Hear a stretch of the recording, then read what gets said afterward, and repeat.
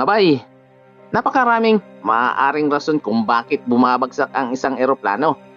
Pwedeng technical, pagkakamali ng nasa control, pwedeng aksidente o yung tinatawag na force majeure o act of God mga bay, no? Malalaman lang natin yan kapag natapos na ang investigasyon mga bay. Oh my mind!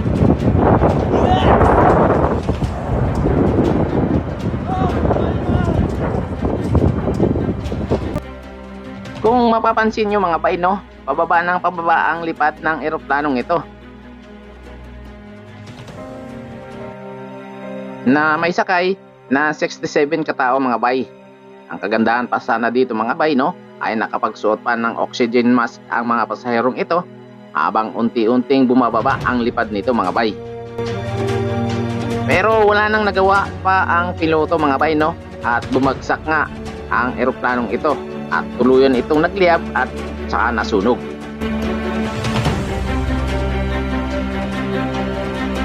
Oh my mind!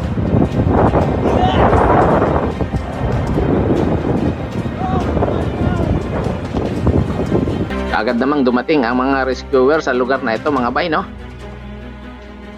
Na dinatnan nga na nagliliyab pa at nasusunog ang eroplanong ito.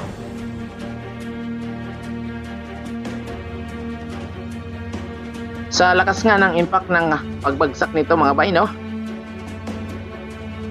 Nahati ang eroplano. Nagkalat ang mga debris at tumilapon ang mga pasahero sa lugar na ito mga bay, no?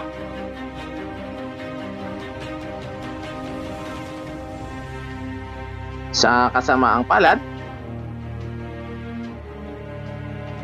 38 pasahero nito ang nasawi sa pagbagsak ng eroplanong ito mga bay.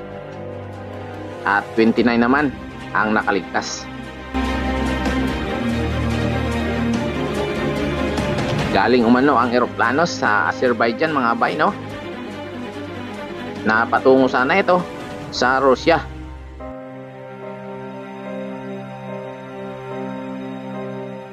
Pero ayon sa initial na investigasyon mga bay, no, kinakailangan daw ng eroplano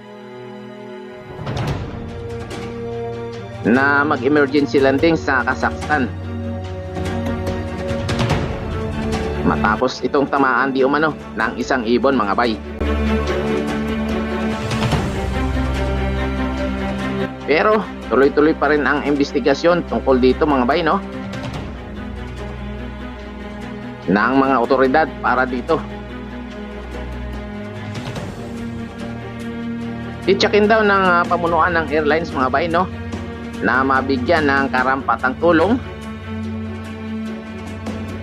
ang mga biktima ng pagbagsak ng eroplanong ito mga bay.